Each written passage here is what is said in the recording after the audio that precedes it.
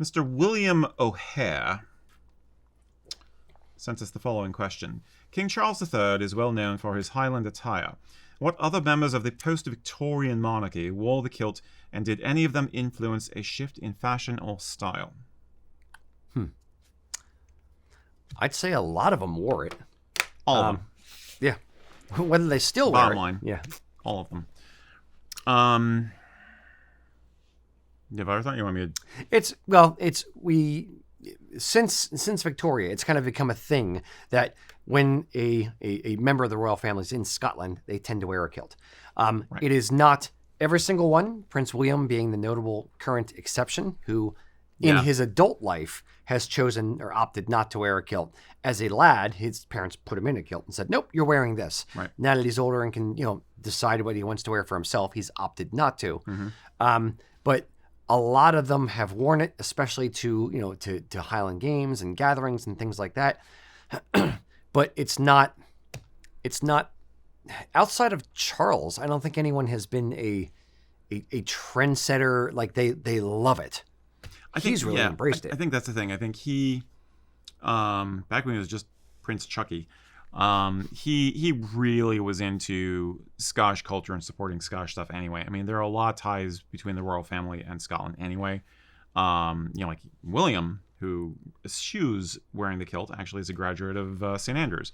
So go figure. But yeah, starting with Victoria, it was basically a mandate that if you were going to Scotland, you would wear Highland dress as a royal representative, pretty much, period. Edward VII is probably, I would say, my second choice for somebody who really was into it and really enjoyed, making it look good. George V was, cool with it, but nobody really embraced it as much as Charles has, in my opinion. I think the heir apparent, no joke intended, to that is actually Prince Edward.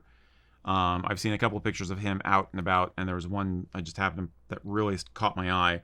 He was doing something at a ceremony at a school or something, and he was wearing a tartan, which I don't know if it was an obscure version of a clan tartan or if it was a fashion tartan.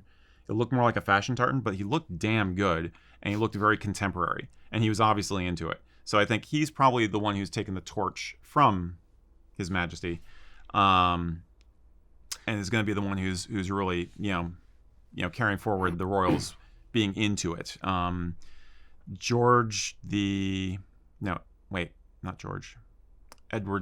Eighth, Edward the Sixth, Eighth. Right, thank you. I don't like them numbers. The fashy one. He was apparently pretty into it, but he was a fashion plate anyway because he was a total playboy. So he got a rep for being a really good dresser. He was into it enough that he actually learned to play the bagpipes. It's kind of cool, except for that whole, German thing that he got wrapped up in. So, and that whole abdication thing. So we don't really talk about him. Oh, he married an American. He did a lot that he should not have done. But it's hard to think of anybody who really put their stamp on it and really just carried the banner high the way Charles has. Yeah, and even beyond just the banner of Highland Dress, Charles, love him or hate him, has been a very, very staunch supporter of everything Scottish and Highland wear, the Highland wear industry. I mean, like, he really... I remember talking to Greg, our sporran maker, about, when Charles visited, at that time, Prince Charles visited Greg's facility, basically talking to him, well, what are the challenges you face in the industry? And talking about, well, the MOD is buying Pakistani horsehair sporrans. Like, we're losing that kind of... And Charles went to bat and said, nope, not on my watch. And said, nope, we're going to buy all of our horsehair sporrans from Scottish sources. We're going to do as much from Scottish sources as possible for kilts, for sporrans, for Highland wear in general. And he was really a champion in making sure that they are supporting this industry and that they are not hollowing it out and losing the industry just for the cost of, a few shekels. Yeah. No, he genuinely cares. They've all done it, and they've all looked good because they've got the tailors for it. You know what I mean? But he's the one who he'll always stand out as the one who kind of went a little above and beyond with adding a little extra something to his outfits, and Yeah. And again, just being emotionally invested in it.